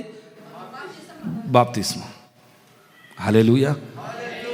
ఆయనకు సమయం పెట్టారా? లేఖనముల ప్రకారంగా అర్థమైన తర్వాత ఇచ్చారా? నీకు లేఖనముల ప్రకారంగా యేసయ్య అర్థమైతే ఏం చేయాలి? ఒకవేళ లేఖనముల ప్రకారంగా నాకు యేసు అర్థం కాలేదు, బాప్తిసం తీసుకుంటే అది ఎవరి సంఘం? ఎందుకంటే జనులకు ప్రభు ఒక మాట అడిగారు, నన్ను గురించి జనులు ఏమనుకుంటున్నారు? ప్రభువా, కొందరు ఏలియా, కొందరు ఇర్మియా, కొందరు కొత్త ప్రవక్త, కొందరు బాప్తిసం ఇచ్చే యోహాను. అంటే ప్రజలకి యేసయ్య ఒక్కరే కానీ అర్థమైంది ఒకటే తీరుగానా? వారికి ఇంకొక రూట్లో అర్థమవుతుంది. ఒక్కొక్కరు ఒక్కొక్క రూట్లో. స్వస్థత పొందుకున్న వ్యక్తి యేసయ్య స్వస్థపరిచే దేవుడు, ఆశీర్వాదాలు పొందుకున్న వ్యక్తి ఆశీర్వాదాలు ఇచ్చే దేవుడు. కొన్ని పాపాలు క్షమించబడితే నేను ఎన్ని పాపాలు చేసినా క్షమిస్తాడు, మళ్ళీ పాపాలు చేస్తా మళ్ళీ క్షమిస్తాడు, మళ్ళీ చేస్తా. ఇంకా ఇదే రొటీన్. ఇది కాదు. ఇంకా ఇప్పుడు ఇక్కడ లేఖనమును అనుసరించి ఆ సువార్తను ప్రకటిస్తున్నప్పుడు దాన్ని మనస్ఫూర్తిగా నువ్వు విశ్వసించి అంగీకరించినట్లయితే ఇప్పుడు ఆ వ్యక్తికి బాప్తిస్మం. నీ బాప్తిస్మము లేఖనములు అనుసరించిన బాప్తిస్మమేనా? నువ్వు సేవ చేస్తున్నావా? సెకండ్, రక్షణ కావాలి. పాపికి ఏమి ఇవ్వడానికి వచ్చినారు? సేవ కాదు. సేవ కంటే నీవే ముఖ్యం దేవునికి. ఫస్ట్ నీ కొరకు వచ్చాడు. నువ్వు సేవ చెయ్యాలని ప్రభు రాలేదు. పాపులను రక్షించుటకు యేసుక్రీస్తు లోకమునకు వచ్చెను. అంటే పాపిని రక్షించడం దేవుని చిత్తం. కానీ పాపి సేవ చేయి అని సేవను అప్పగించడానికి రాలే. ఫస్ట్ ఆయన యొక్క ఇంటెన్షన్, ఆయన యొక్క ఉద్దేశం ఏమనగా పాపులను రక్షించడమైన ఉద్దేశం. కాబట్టి నిజమైన రక్షణ లేఖనము దాట లేఖనమును అనుసరించ. ఈరోజు మనం పొందుకున్న బాప్తిస్మం లేఖనము దాట లేఖనమును అనుసరించా. ఇప్పుడు మీ స్థితి మీకు అర్థమైతే ఈ రోజుల్లో పూర్ణంగా లేఖనముల ప్రకారంగా విశ్వసించి క్రీస్తుని ధరించిన వారై ఇప్పుడు శరీర ఇచ్చలు నెరవేర్చుకొనుటకు ఆలోచన చేసుకొనకు. బాప్తిసం అంటే పాతి పెట్టబడడం. ఎవరిని పాతి పెడతారండి? ఇప్పుడు మీ గ్రామంలో ఎవరైనా చనిపోయారనుకోండి, ఇక్కడ ఎక్కడ శ్మశానం ఉందని నిన్ననే విన్నాను. ఎదురుగుందంట. అందులోకి ఊరంతా కలిసి బ్రతుకున్న వ్యక్తిని తీసుకెళ్ళి సమాధి చేస్తారా? చనిపోయిన వ్యక్తినా? నిజంగా చనిపోయిన వ్యక్తిని చేస్తారా? బాప్తిసం అంటే ఎవరిని సమాధి చేయాలి? తన విషయంలో బ్రతుకున్న వ్యక్తి, ఈ లోక విషయంలో బ్రతుకున్న వ్యక్తి. లోక ఆది శిక్ష అంటే ఇంకా దాని గురించి సబ్జెక్ట్ ఇంకా పెద్దగా ఉంటుంది, ఇంకా అటు పోలేదు. కానీ నిజంగా తన కొరకు చనిపోయిన వ్యక్తిని ఏం చేయాలి? పాతిపెట్ట. నేను ప్రభుతో పాటు నేను సిలువ వేయబడి ఉన్నాను. ఇది నా విశ్వాసం. అంటే నేను అక్కడ చనిపోయాను. ఇప్పుడు చనిపోయిన వ్యక్తి నెక్స్ట్ ఆయన గురించి ఏం ఆలోచిస్తాం? కొద్దిగా ఫుడ్ పెట్టాలని ఆలోచిస్తామా? కొద్దిగా నీళ్ళు ఇవ్వాలని ఆలోచిస్తామా? సమాధి చేయాలని ఆలోచిస్తామా? నిజంగా లేఖనముల ప్రకారంగా ఆ క్రీస్తు నీకు అర్థమైనప్పుడు, నీవు చనిపోయినప్పుడు నెక్స్ట్ నీకు ఏమి ఇవ్వాలని ఆశ ఉంటుంది? సమాధి చేయబడానికి. ఒక పాస్టర్ పెళ్లి కోసం బాప్తిసం ఇచ్చారనుకోండి, లేఖనముల ప్రకారంగా అయిందా? కొన్ని పాపాలు వదిలిపెట్టాడండి, బాప్తిసం తీసుకున్నారు, సంఘ సభ్యత్తుడయ్యాడు. కానీ ఆ వ్యక్తి లేఖనముల ప్రకారంగా ఆ వ్యక్తి క్రీస్తు యేసు సంబంధేనా? కాదు. కావలసిన పాస్టర్ సంబంధి, కావలసిన సంస్థ సంబంధి, కానీ దేవుని సంబంధి కాడు. ఒకవేళ దేవుని సంబంధి కావాలంటే తన ఇచ్చల కోసం జీవించే వ్యక్తి చనిపోవాలి, తన కోరికల కోసం జీవించే వ్యక్తి చావాలి, పాప విషయంలో జీవించే వ్యక్తి చావాలి. మారాలా చావాలా? Praise the lord. హల్లెలూయా. మనకేది కష్టమండి? మారడం కష్టమా? చావడం కష్టమా? కానీ ఎవరికి ఈజీ చావడం? నీ హృదయం తెరిచినప్పుడు ఈజీ అనిపిస్తుంది. లుదియాకు ఈజీ అనిపించింది. లేఖనముల ప్రకారంగా యేసు అర్థమైనప్పుడు శిష్యులకు వారికి ఈజీ అనిపించింది. ఇది నీకు అసాధ్యం, కానీ దేవునికి సమస్తము సాధ్యము. తన ఆస్తి యందు నమ్మిక ఉంచువాడు పరలోక రాజ్యంలో ప్రవేశించాడు. ధనవంతుడు సూది బెజ్జములో ఒంటెన్నా వెళ్ళిపోతుంది, కానీ ధనం మీద మనసు కలిగిన వ్యక్తి మాత్రం వెళ్ళడు. ఇప్పుడు మనము లేఖనముల మీద మనసు పెడదామా, ధనం మీద మనసు పెడదామా? నా ముందట ఒక విశ్వాసి నిలబడితే ఈ విశ్వాసి డబ్బు మీద కాదు, ఈ విశ్వాసి లేఖనముల ప్రకారంగా ఎట్లా సిద్ధపరచాలో అటువంటి అభిషేకం నా పైన కుమ్మరించు ప్రభు అని అడగాలి. ప్రైజ్ ద లార్డ్, హల్లెలూయా. కాబట్టి లేఖనమును అనుసరించిన బాప్తిస్మంతో ఎంతమంది సిద్ధపడగోరుతున్నారు? అది నిజమైన రక్షణ, అది నిజమైన రక్షణ. అదే గోధుమ గింజ చావకుండానే ఫలించాలని సేవ చేయకు. ఫస్ట్ చావు, తర్వాత ఫలించు. Praise the lord. మారి ఫలించేది కాదు, చచ్చి ఫలించ. ఏం చావాలి?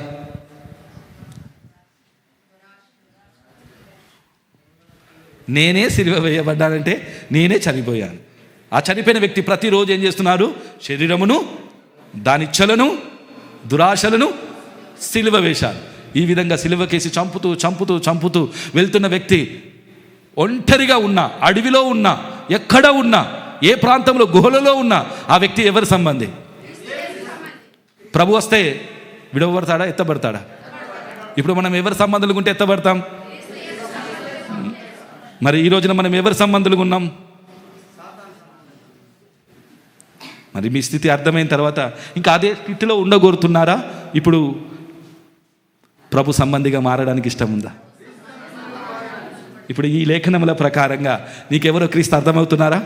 ఇంకా మరుగు చేయబడ్డదా? ఈ ప్రాంతంలో మరుగు చేయబడద్దు. మేము ఈ ప్రాంతంలో ఇక్కడికి వచ్చింది ఎందుకు? ఈ మీటింగ్లు ఎందుకు జరుగుతుంది?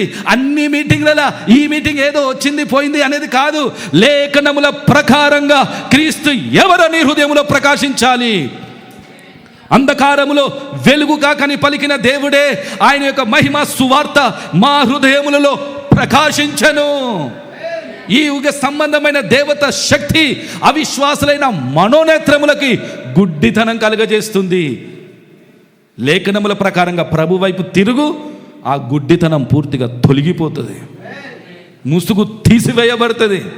శాస్త్రులు పరిశీలి వేసిన సమస్త ముసుగు తెగిపోతుంది. హల్లెలూయా. కాబట్టి లేఖనముల ప్రకారంగా అర్థం కానప్పుడు మనం సిలువ వేయబడతామా, యేసయ్యని సిలువకేస్తామా? ఈ రోజున మనం యేసయ్యని సిలువకేస్తూ ఎన్ని రోజులు వెళ్తాం? మనం సిలువ వేయబడదాం. లేఖనముల ప్రకారంగా అర్థమైన వారికి వారు యేసయ్యని సిలువకేయలేదు. అర్థం కాని అధికారులు ఏం చేశారు? ఈ లోక అధికారులకైనా అర్థం కాలేదు. ఈ లోక జ్ఞానం చేత దేవుణ్ణి ఎరగకుండినందున సువార్త ప్రకటనను వెర్రితనం చేత నమ్మువారిని రక్షించుట దేవుని దయాపూర్వక సంకల్పం. ఇది ఎవరి సంకల్పం అండి? దేవుని సంకల్పం. ఆ సంకల్ప ప్రకారంగా సువార్తని ఎట్లా నమ్మాలి? వెర్రితనం చేత. యేసుప్రభు చనిపోతే నేను ఎందుకు చనిపోవాలి? నేను మారాలి, నేను మంచిగా కావాలి, నేను భక్తి చేయాలి, నేను సేవ చేయాలి, నేను ప్రార్థన చేయాలి. ఇది నా జ్ఞానం. కానీ వెర్రితనం చేతులతో నమ్మాలి. ఆయన చనిపోతే నేను ఆయనతో పాటు చావాలి, ఆయన సమాజం అయిపోతే నేను సమాజం అయిపోయి, ఆయన తిరిగి లేస్తే ఆయన నాలో జీవించాలి. ఇది వెర్రితనం. ఇప్పుడు వెర్రితనం చేత అంగీకరించేవారు ఉన్నారా? జ్ఞానంతో అంగీకరించేవారు ఉన్నారా? అందుకే రక్షణ దొరకదు. నీ జ్ఞానంతో దొరికే రక్షణ కాదు ఇది, వెర్రితనం చేత దొరికే రక్షణ. ఈ సిలువను గురించిన సువార్తను వెర్రితనం చేత నీవు అంగీకరిస్తేనే రక్షణ. కొందరు యేసు ప్రభు చనిపోయాడమ్మా, ఇప్పటి నుంచి నువ్వు మంచిగా ఉండాలమ్మా, ఇప్పటి నుంచి చర్చికి క్రమంగా రావాలమ్మా, ఇప్పుడు ఆరాధించాలమ్మా, పాట పాడాలమ్మా, ప్రార్థించాలమ్మా అన్నీ చెప్పారనుకోండి. ఇప్పుడు ఆ వ్యక్తికి మరణం జరుగుతుందా, మార్పు జరుగుతుందా? ఏం జరుగుతుంది? ఏం జరుగుతుందండి? ఇప్పుడు మిమ్మల్ని మార్చే సువార్త కావాలా, మరణంలోనికి తీసుకెళ్లే సువార్త కావాలా?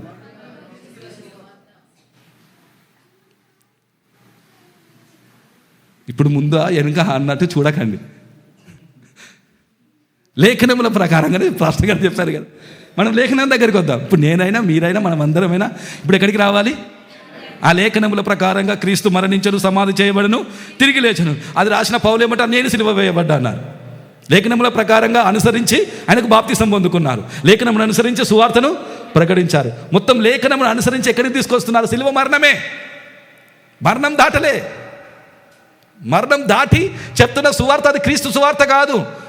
ఈ సువార్త కాకుండా దేవదూతలైనా, మరి నేనైనను, ఆరు పరలోకం నుంచి వచ్చే దేవదూత అయినను, మరి ఎవడైనను శాపగ్రస్తుడవునుగాక. పౌలు గారు అంత ఖచ్చితంగా ఎందుకు చెప్తున్నారు? మరి యొక్క యేసు, మరి యొక్క సువార్త, మరి యొక్క ఆత్మ. కాబట్టి మనం ఎవ్వరం కూడా మోసపోతే దేవుడు ఏం వెక్కిరింపబడడు. ఎందుకంటే ఈ పాస్టర్ గారు చెప్పినట్టుగా లేఖనముల ప్రకారంగా ఈ లేఖనం మనకి ఇవ్వబడింది. ఈరోజు ఈ బైబిల్ మన దగ్గర ఉంది అంటే మనం ఎంతో ధన్యులమండి. ఈ లేఖనం ఉంది మన దగ్గర. ఈ బైబిల్ నీ చేతికి ఊరికే రాలేదు. దీని వెనుక ఎందరో చనిపోయారు, ఎందరో సాక్రిఫైస్ చేశారు. ఈరోజు నీకు బైబిల్ ఊరికే రాలేదు. దీని విలువ చాలా విలువైంది. కాబట్టి లేఖనముల ప్రకారంగా ఈరోజు ప్రభు నీకు దొరకడానికి ఎంతో మంచి అవకాశాన్ని ఈ మీటింగ్ ద్వారా దేవుడు నీకు ఇస్తున్నారు. హల్లెలూయా, హల్లెలూయా. కాబట్టి ఇదేదో విని వెళ్ళిపోయి, ఏదో హాజరేసుకొని వెళ్ళిపోయి, ముఖం చూపించకుంటే మీటింగ్ పిలిచారు కదా, వెళ్ళకుంటే ఏదో చుట్టపు చూపుగా వచ్చిన మీటింగ్ కాదండి. లేఖనముల ప్రకారంగా ఈ మీటింగులో దేవుడు తన్ను తాను నీకు బయలుపరచుకోవడానికి నిన్ను ఇక్కడ పిలుచుకున్నారు. హల్లెలూయా.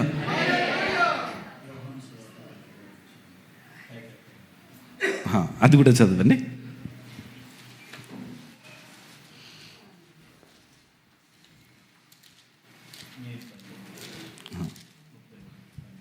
యోహాను సువార్త 11వ అధ్యాయము 12వ అధ్యాయము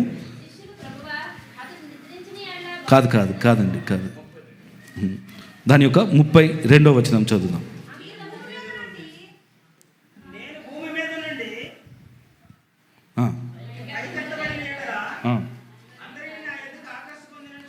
అందరిని నా యుద్ధకు ఆకర్షుకుంటానని చెప్పాను. తాను ఏ విధంగా మరణం పొందవలసి ఉండేనో సూచించుచు ఆయన ఈ మాట చెప్పాను. యేసు ప్రభు ఇక్కడ ఒక మాట చెప్తున్నారు. ఇంకా దానిపైన 31వ వచనం నుంచి కూడా చదవండి. ఇప్పుడు ఈ లోకంలోకి తీర్పు జరుగుతున్నది. ఈ లోకాధికారి ఇప్పుడు బయటికి త్రోసివేయబడుతున్నారు. నేను ఇప్పుడు భూమి మీద నుండి పైకి ఎత్తబడడం అంటే ఎక్కడికి ఎత్తబడడం? పైకి ఎత్తబడడం అంటే ఎక్కడికి ఎత్తబడడం అమ్మా? బ్రదర్స్, ప్రభు ఇక్కడ నేను పైకి ఎత్తబడినప్పుడు అందరిని ఆకర్షించుకుంటా అన్నారు. అసలు ఈ పైకి ఎత్తబడడం అంటే ఏంటి? యేసు ప్రభు ఆహరణమా, వెళ్ళిపోవడమా, సిలువలో ఎత్తబడమా? అర్థమైందా? పైకి ఎత్తబడినప్పుడు ఆయన మరణమును సూచించి ఈ మాటను చెప్తున్నారు. అయితే ఆయన మరణంలో, ఆయన సిలువకి ఎత్తబడుతున్నప్పుడు, భూమికి ఆకాశానికి మధ్యలో ఆయన వేలాడుతున్నప్పుడు, ఆయన ఎత్తబడుతున్నప్పుడు అని రాయబడి ఉన్నది. 33 కూడా చదవండి.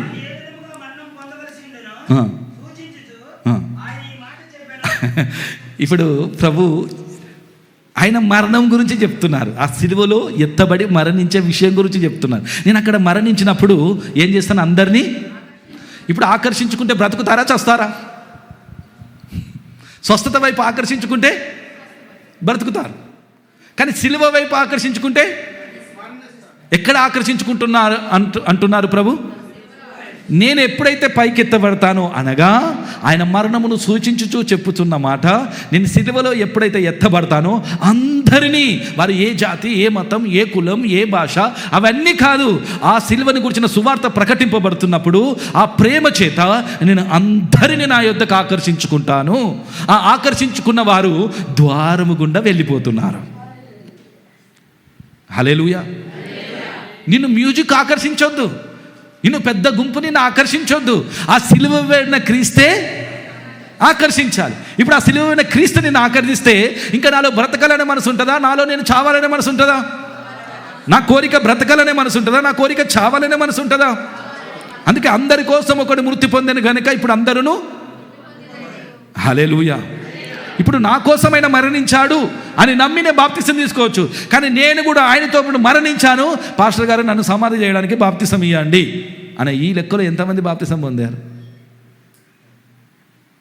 ఆకర్షించుకున్నారా? ఫస్ట్ బాప్తిసం ఎవరు తీసుకోవాలి?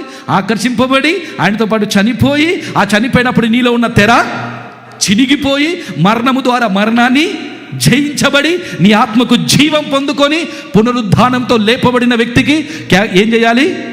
బాప్తిస్మం. ఇది ఏది కాకుండా వచ్చానండి, యేసుప్రభు మరణించానండి, నేను ఇప్పటి నుంచి మారుతానండి, ఇప్పటి నుంచి క్రమంగా చర్చికి వస్తానండి, భక్తి చేస్తానండి, నేను ఇప్పుడు ప్రార్థిస్తానండి, నేను దేవుడు నాకు అప్పులు తీర్చాడండి, దేవుడు నాకు పిల్లలు ఇచ్చాడండి, దేవుడు నాకు ఉద్యోగం ఇచ్చాడండి, దేవుడు నాకు ఇల్లు ఇచ్చాడండి, నా యొక్క రేకుల ఇల్లు నాది బిల్డింగ్ కూడా అయిపోయిందండి, యేసుప్రభుని ఎంతో ఆశీర్వదించాడండి, ఈ చర్చికి వచ్చినప్పటి నుంచి నాకు ఎంతో ఆశీర్వాదం దొరికిందండి. వీటిపైన నువ్వు ఆకర్షింపబడ్డావు. శుభవార్త ఛానలు, రక్షణ ఛానల్లో నువ్వు ఆకర్షింపబడ్డావు. టచ్ అని చెప్పి కింద పడేసే ఛానల్లో కూడా నువ్వు ఆకర్షింపబడ్డావు. కొంత నువ్వు ఊరుస్తారు, అక్కడ కూడా ఆకర్షింపబడతారు. అద్భుతాల దగ్గర ఆకర్షింపబడ్డావు, అన్నిటి దగ్గర ఆకర్షింపబడ్డావు. కానీ సిలువలో ఈ చర్చికి ఎంతమంది పోతున్నారండి, పెద్ద మీటింగ్లో ఎంతమంది వచ్చారంటే ప్రభు ఇక్కడ ఉన్నారండి, అక్కడ లేడండి, సిలువలో ఉన్నారు. గుంపులో ఆకర్షించే దేవుడు కాదు. ఇప్పుడు ఎవరస్తులని ఇప్పుడు డిస్కో డ్యాన్స్, యవనస్తులకు డిస్కో డ్యాన్స్ నేర్పుతున్నారండి ఇప్పుడున్న తరం. చాలా జాగ్రత్తగా ఉండాలి యవనస్తులైన వారు. ఇది లేఖనములు అనుసరించి కాదు. లేఖనములు అనుసరిస్తే కల్వరి టెంపుల్ కాదు, కల్వరి టెంపుల్ కల్వరిలో ఉండాలి, చనిపోవాలి. హల్లెలూయా. ఈరోజు చనిపోరండి, చనిపోవడానికి కాదు, తమ కొరకు జీవించడానికి యేసు కావాలి. కానీ తమ కొరకు మరణించడానికి నాకు యేసు కావాలని చెప్పే ఒక దేవుని దాసుడు ఉంటే ఆ ప్రాంతంలో దేవుని రాజ్యం శక్తితో దిగి వస్తుంది. హల్లెలూయా. నీ సంఘంలో దేవుని రాజ్యం రావాలా? నీ సమాజంలో దేవుని రాజ్యం రావాలా? అయితే నువ్వు సిలువలో ఆకర్షింపబడా. అది శక్తితో పనిచేస్తుంది. ఆ సువార్త యెరూషలేములో అది బోధతో నింపేసినారు. అది ఆగట్లేదు, ఇంకా నది, జీవజల నది ఆగదు. అది ప్రయాణించుకుంటూ మన ఇండియాకి వచ్చింది. ఆ నది తోమా ద్వారా. ఒక్క వ్యక్తి నీవు ఈ గ్రామంలో ఈ విధంగా ఆకర్షింపబడి లేఖనముల ప్రకారంగా క్రీస్తును ధరించుకొని ఉంటే నీ ద్వారా దేవుడు మాట్లాడడా? దేవుడు నీతో మాట్లాడుతున్నప్పుడు మనుషులను అనుసరించి మాట్లాడాడు, మనుషులకు అనుకూలంగా మాట్లాడాడు. మా బోధ కపటమైంది కాదు, యుక్తికరమైనది కాదు, మనుషులను సంతోషపెట్టేది కాదు. ఒకసారి ఆ మాట చదవండి. తెస్సలోనిలకు రాసిన పత్రిక, మొదటి తెస్సలోనిలకు రాసిన పత్రిక, మొదటి తెస్సలోని 2వ అధ్యాయము 3వ వచనం నుంచి చదువుతాం.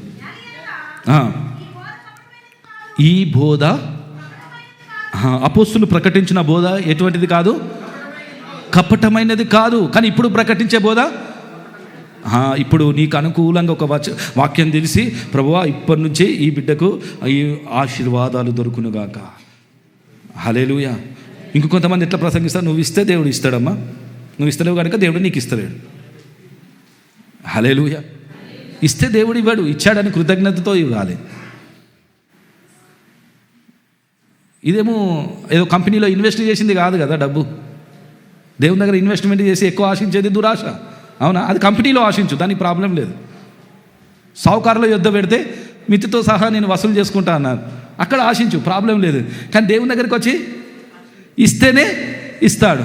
అసలు నువ్వు ఇచ్చేటప్పుడు నీ మనస్తత్వం ఎలా ఉండాలంటే, తమకున్నది తమది కాదని ఇవ్వాలి.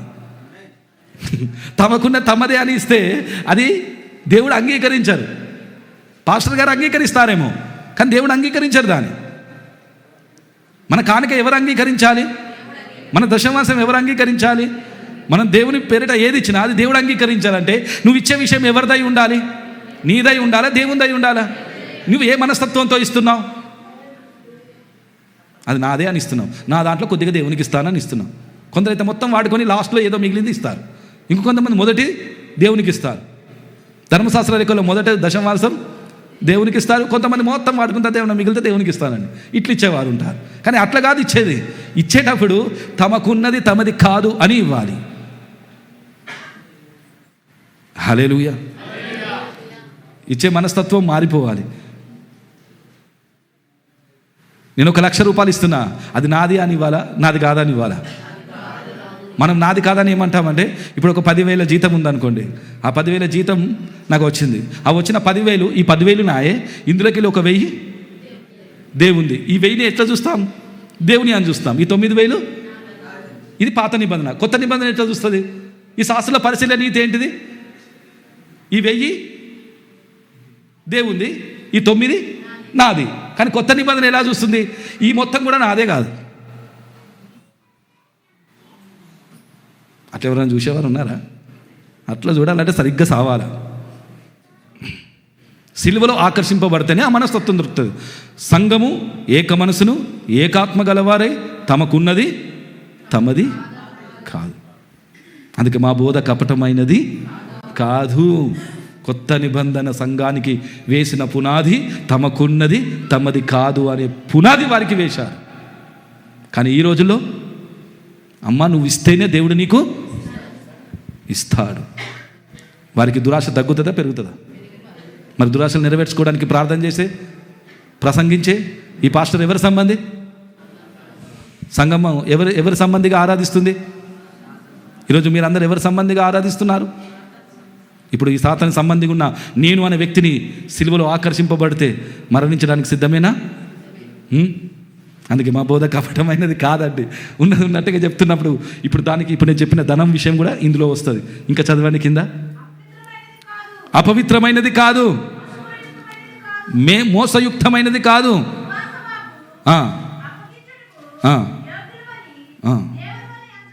ఈ సువార్తను ప్రకటించాలంటే ఫస్ట్ నిన్ను ఎవరు యోగ్యులుగా ఎంచుకోవాలి?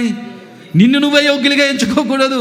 దేవుడు నిన్ను యోగ్యులుగా ఎంచుకోవాలి. పలానా ట్రైనింగ్ చేసి సేవ చేసే కాదు ఇది. విద్య లేని పామరులు, వారిలో దేవుడు లేఖనముల ప్రకారంగా వెలిగింపబడ్డప్పుడు వారికి ఏ ట్రైనింగ్ లేకుండానే ఇండియాకు వచ్చినాడు తోమా. ట్రైనింగ్ చేశానండి, ట్రైనింగ్ చేసేది కాదండి సేవ. దేవుడు మనల్ని ఏం చేయాలి? యోగ్యులుగా ఎంచుకోవాలి. దేవుడు ఎప్పుడైతే నిన్ను యోగ్యులుగా ఎంచుకుంటాడో ఈ సువార్తను ప్రకటించుటకు దేవుడు మమ్మల్ని యోగ్యులుగా ఎంచుకున్న వ్యక్తి ఏ విధంగా ప్రసంగిస్తాడు? నెక్స్ట్ చదవండి. మనుషులని సంతోషపెట్టువారము కాక మన హృదయములను పరీక్షించు దేవునినే సంతోషపరచువారుమై బోధించు. ఎట్లా బోధిస్తారు? ఎవరిని సంతోషపరచడానికి? ఈరోజు నిజంగా దేవుని సంతోషపరిచే బోధలు ఉన్నాయా? మనుషులను సంతోషపరిచే బోధలు ఉన్నాయా? ఇప్పుడు ఒక చర్చి స్టార్టింగ్ అయింది. 1 సంవత్సరంలో ఈ చర్చి మొత్తం నిండాలంటే, 1 సంవత్సరం లోపల నా చర్చి నింపాలంటే నేను ఎట్లా బోధించాలి? 10 సంవత్సరాలైనా నిండుతలేదంటే ఎవరికి అనుకూలంగా బోధించాలి? ఇప్పుడు 100 మందిలో ఒకరే కావచ్చు. ఇప్పుడు ఒక్క వ్యక్తి 100 మంది కావాలంటే వారికి అనుకూలంగా బోధించాలి. ఈ 100 మంది ఒకరు కావాలంటే ఈ బోధ 100 మందిని ఒకటే చేసే విధంగా ఉందా? ఒక్క వ్యక్తిని 100 మందిగా చేసేటట్టుందా? ఇప్పుడు ఈ బోధ కరెక్ట్ అంటారా? ఆ బోధ కరెక్ట్ అంటారా? 100 మందిని జల్లెడబట్టి ఒక వ్యక్తి దేవుని గొర్రె అయితే ఆయన నిలబెట్టేది. ఎందుకంటే 99 మారు మనసు అక్కర్లేని 99 మందిని విడిచిపెట్టాడు. ఒక్క గొర్రె వైపు వెళ్ళిపోయాడు. ఆయన నిజమైన కాపరా? 99 పట్టుకొని నువ్వు పోతే హో అని అన్నవారు కాపరే. ఎవరు నిజమైన కాపరి? నిజమైన కాపరి 99 నీతిమంతులు, మారు మనసు అక్కర్లేని నీతిమంతులు. ఇప్పుడు 99లో ఒక్కరే కావాలి ప్రభుకి. మారు మనసు పొందే వ్యక్తి కావాలి. హల్లెలూయా. కాబట్టి ఈరోజు మన ప్రసంగం ఎలా ఉంటున్నాయండి మనం పరిశీలించుకోవాలి. ఊరికే వెళ్ళిపోకూడదు. ఎందుకంటే దేవుని మహా కృప ఈ ప్రాంతంలో ఉన్నది కనుక ఇంతగా దేవుడు మీతో సంధిస్తున్నాడు. హల్లెలూయా. ఈ మాటలు నీకు బయట దొరకదండి. ఈ మాటలు నీకు బయట ప్రకటించరు. బయట నీకు అనుకూలమైన బోధలే. అక్కడ హల్లెలూయా అంటారు, అక్కడ ఉజ్జీవం వస్తుంది. అక్కడ మాటలు విన్న కొద్ది ఇంకా వారి ఉపవాస ప్రార్థన, ప్రభువా ఈ రోజున ఆశీర్వాదం తక్కువైంది, ఈ సంవత్సరం ఆశీర్వాదం తక్కువ అయిపోయింది, ప్రభువా నేను ఉపవాస ప్రార్థన కావాలి. పాస్టర్ గారు మా ఇంట్లో ఆశీర్వాదాలతో నింపబడాలి, మా ఇంట్లో మేము అనుకున్న పని అంతా జరగాలి, మా కోరికలన్నీ జరగాలి, రండి మాకు ప్రార్థన కూడిగా పెట్టండి అని అడిగేవారు లేరా? ఇప్పుడు పాస్టర్ గారికి కూడా ఉద్యోగం వచ్చేసింది. అక్కడికి పోతే అనుకూలంగా బోధిస్తేనే నా జేబు నిండుతుంది. ఆత్మల భారమా డబ్బు భారమా? ఓపెన్గా మనమంతా ఒకటే కదా, ఓపెన్గా చెప్తున్నా. ఏం బాధపడద్దు ఎవరు, ఓపెన్ టాప్ ఉండాలి మనం. ఎందుకంటే లేఖనముల ప్రకారంగా ప్రభుని అర్థం చేసుకోవాలంటే కొన్ని ఓపెన్ చేసి మాట్లాడాలి. అన్నీ ముసిగేసి మాట్లాడకు, సమయం అయిపోయింది, ఇంకా రాకడ దగ్గరలో ఉంది. Praise the lord. కనుక ఉన్నది ఉన్నట్టుగా లేఖనముల ప్రకారంగా ప్రభుని తమ జీవితంలో తీసుకొని నాకు ఒక నిజమైన రక్షణ కావాలి, నా సేవ అవన్నీ తర్వాత, సంఘం తర్వాత, పరిచర్య తర్వాత, ఫస్ట్ నాకే రక్షణ కావాలి. లేఖనముల ప్రకారంగా ఆయన నేను మరణించను గాక, నేను సమాధి చేయబడిన గాక, ఆయనతో పాటు నేను తిరిగి లేచి ఆయన నాలో జీవిస్తూ ఆయన రాజ్యం కొరకు నేను సిద్ధపడిన గాక. ఆ విధంగా సిద్ధపడుతున్న వ్యక్తికి దేవుడే సువార్తని అప్పగిస్తాడు. ఆ సువార్త మనుషులకు అనుకూలంగా ఉండదు, నీ సమస్తకు అనుకూల నియమాల ప్రకారంగా ఉండదు, దేవునికి అనుకూలముగా ఉంటుంది. ఇంకా దాని కింద చదవండి. మీరు ఎరిగి ఉన్నప్పుడు, మీరు ఎరిగి ఉన్నట్లు ఇచ్చకపు మాటలైనను, ధనాపేక్షను కప్పిపెట్టు వేషమునైనను ఎన్నడూ కూడా వినియోగింపలేదు. దేవుడే సాక్షి. ఆయన బోధలో ధనాపేక్షను పెంచేది ఉందా, ధనాపేక్షను చంపేది ఉందా? ఈరోజున్న ప్రసంగాలు ధనాపేక్షను చంపేదా, ధనాపేక్షను పెంచేదా? అరే బాబు, రే బాబు, ఇప్పుడు పెంచే ప్రసంగాలు చేయాలా? అక్కడ ఏమని ప్రసంగికులుగా చెప్తున్నారు, ఏమని ప్రసంగిస్తున్నారు?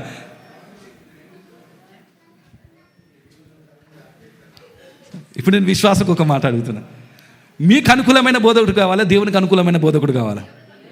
దేవునికి అనుకూలమైన బోధకుడు అయితే నీ దురాశ నెరవేరుస్తాడా, నీ దురాశను చంపుతాడా?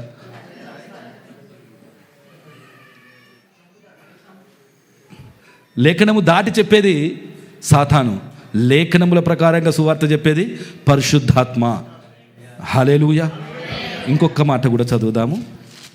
నేను ఇక లేఖనముల ప్రకారంగా పూర్తి చేస్తాను, దాని తర్వాత ఇక మీరు నిర్ణయం తీసుకోండి. 1 పేతురు 1వ అధ్యాయము, ఈ లాస్ట్ చివరి వచనము,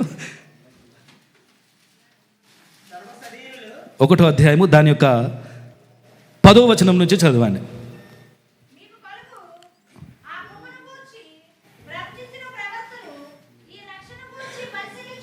నీవనుకున్న రక్షణ కాదు, ఆదిలో ఉన్న రక్షణ గురించి పరిశీలించుచు దాని అందున్న క్రీస్తు ఆత్మ, క్రీస్తు విషయమైన శ్రమలను, క్రీస్తు ఆత్మ మంచిగా అర్థం చేయాలి. క్రీస్తు ఆత్మ స్వస్థత గురించి కాదు, దేని గురించి?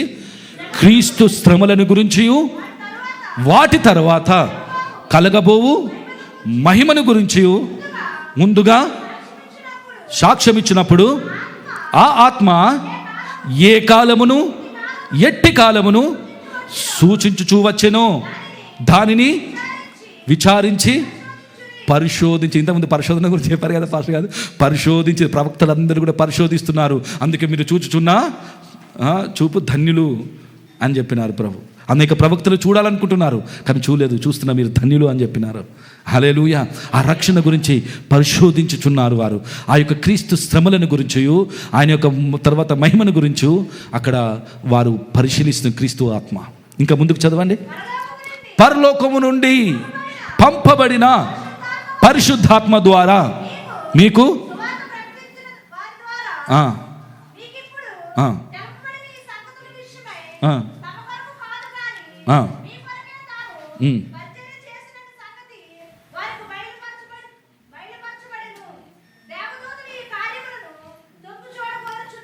Praise the lord. దేవదూతలు చూసే పరిచర్య కావాలి. దేవదూతలు ఎటువంటి పరిచర్య చూస్తున్నారు? పరలోకం నుంచి దిగి వచ్చిన పరిశుద్ధాత్మ ద్వారా మీకు సువార్త ప్రకటింపబడను, అనగా లేఖనముల ప్రకారంగా సువార్త. ఈ లౌకిక ఆత్మ కాదు, దాస్యపు ఆత్మ కాదు, పరలోకము నుంచి దిగి వచ్చిన, మరణించి తిరిగి లేచిన తర్వాత మేడగదిలో దిగి వచ్చినటువంటి పరిశుద్ధాత్మ ద్వారా ప్రకటింపబడిన సువార్త. మీరు సిలువ వేసిన ఈ యేసునే దేవుడు రాజుగాను ప్రభుగాను నియమించెను. ఎలారా? రక్షణ పొందుటకు ఏం చేయాలి? ఇప్పుడు ఏం చేయాలి? మారు మనసు పొందాలి. Praise the lord. వారి హృదయము ఏమైపోయింది? వారి హృదయంలో పొడవబడ్డారు. పరిశుద్ధాత్మ ద్వారా చెప్పబడిన ఆ మాటలు విన్నప్పుడు మీరు సిలువ వేసిన ఈ యేసునే దేవుడు రాజుగాను ప్రభుగాను నియమించను అని ప్రకటించినప్పుడు వారి హృదయంలో ఏమైపోయింది? పొడవబడ్డారు. అయ్యా, అట్లయితే ఇప్పుడు మేమేం చేయాలి? అప్పుడు మారు మనసు గురించిన ఉపదేశం, తిరగడం గురించిన ఉపదేశము, వారికి ఒక ప్రత్యేకత గురించిన మాటలు ఈ మూర్ఖమగు తరం వారికి వేరే రక్షణ పొందండి అని చెప్పి ఈ వాక్యంను అంగీకరించిన వారికి 3,000 మందికి అక్కడ బాప్తిస్మము ఇవ్వడు. వారి లేఖనం అనుసరించి ఏం చేశారు? సువార్తను ప్రకటించారు. పైనుంచి పంపబడిన పరిశుద్ధాత్మ ద్వారా మీకు సువార్తను ప్రకటించిన వారు ఎవరైతే ఉన్నారో ఈ సేవని ఎవరు తొంగి చూస్తున్నారు? పరలోకం నుంచి దేవదూతలు చూస్తున్నారు. మనం ఎవరు తొంగి చూసే సేవ చేయాలి? అది చూడాలంటే ఫస్ట్ రక్షణ కావాలి. రక్షణ పొందిన వ్యక్తే ఈ యొక్క సువార్తను చేయగలడు. నిజమైన రక్షణ లేఖనముల ప్రకారంగా నిజమైన రక్షణ పొందుకొని, అందుకే ఈ బోధని దేవుడే నీకు అప్పగిస్తాడు. యోగ్యులమని దేవుని చేత నన్ను నేను ఎంచుకొని చేసే సేవ కాదు. దేవుడు ఎంచుకుంటే ఆ భారాన్ని పెట్టి నీతో చేపించుకుంటాడు. కానీ దానికి ముందు నీకు లేఖనముల ప్రకారంగా రక్షణ పొందుకుంటేనే లేఖనముల ప్రకారంగా ప్రకటించడానికి దేవుడు తన అభిషేకం నీకు ఇస్తాడు. హల్లెలూయా. ఈరోజు నా లేఖనముల ప్రకారంగా దొరుకుతున్నారా? వారు అనుకున్నట్టుగా యేసయ్య దొరుకుతున్నారా? ఈరోజు ప్రజలకి ఎటువంటి యేసయ్య కావాలి? లేఖనముల ప్రకారంగా ఉన్న యేసయ్య కావాలా? వారు అనుకూలంగా ఉన్న యేసయ్య కావాలా? ఈరోజు ప్రజలు కూడా ఎటువంటి బోధకులు కావాలి? ఇప్పుడు బోధకులు కూడా ఎలా తయారవుతున్నారు? ప్రజలకు అనుకూలంగా తయారైదామా? దేవునికి అనుకూలంగానా? ప్రజలకు అనుకూలంగా తయారవుతారా? అరే బాబురే, ప్రైజ్ ద లార్డ్. దేవుడు నిజంగా ఆ ఒప్పుగోలు, ఆ మంచి మనస్సాక్షి దేవుడు ఈ రోజున మీకు ఇచ్చారు. నేను దేవునికి ఎంతో స్తోత్రం చెల్లిస్తున్నాను. మీ స్థితిని బట్టి దేవుని సన్నిధిలో ప్రభువా, ఈ రోజున నా హృదయం చింపుకొని నీ వైపు తిరగడానికి సిద్ధమే ప్రభువా. ఇంతవరకు నేను మనుషుల మెప్పు వైపు తిరిగాను ప్రభు, ఒక గుంపుని పెంచడానికి తిరిగాను. కానీ ఒక్క ఆత్మని, ఇప్పుడు 100 ఉన్న వారిని ఒక్కటి చేయడానికి ఫస్ట్ నన్ను ఈ ద్వారం గుండా నడిపించి ప్రభువా, ఈ ద్వారం గుండా ఎవరైతే రావాలనుకుంటున్నారో వారిని కట్టే సంఘముగా మార్చు ప్రభువా. నేను సంఘం కట్టేవాని కాదు, నా ద్వారా నీ సంఘం కట్టబడునుగాక. రండి మనం ప్రార్థిస్తాం. హల్లెలూయా, హల్లెలూయా, హల్లెలూయా, హల్లెలూయా. లేఖనముల ప్రకారంగా ఆ ప్రభుని గ్రహించిన వారు ప్రార్థన చేయండి. ఇక్కడ ప్రకటింపబడిన యేసు లేఖనముల ప్రకారంగా ఉన్న యేసు. ఒక సంస్థకు, ఒక డినామినేషన్కి, నీ కోరికలకు, నీ ఆశలకు అనుకూలమైన యేసు ఇక్కడ నీకు ప్రకటింపబడడం లేదు. నీ దురాశలకు అనుకూలమైన బోధకులను ఇక సమకూర్చుకునే విశ్వాసిగా నువ్వు ఉండకు. దురాశ అనుకూలంగా ప్రార్థించే బోధకుడిగా మనం ఉండకూడదు. మనము లేఖనమును అనుసరించి వెళ్తాం. లేఖనమును అనుసరించి ఆ ప్రభు తట్టు మనం ఇది మరుగు చేయబడితే ఈరోజు దేవుడి నీ హృదయాన్ని తెరచునుగాక. హల్లెలూయా.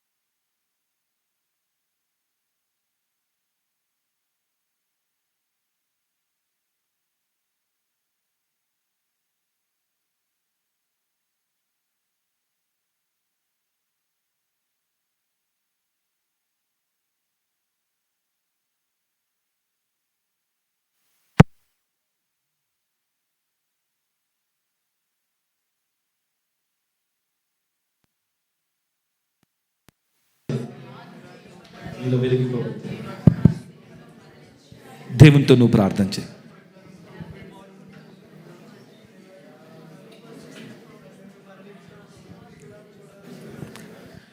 అందరం ఎక్కువ సమయం అవ్వదు, ఒక్క 5 నిమిషాలు మనం ముగించుకుందాం. మీకు ఏమనిపించిందో అదే ప్రార్థన చేయండి. ఇన్ని మాటలు విన్న తర్వాత మీకేమనిపించిందో అదే చేయండి. నేను 5 నిమిషాల్లో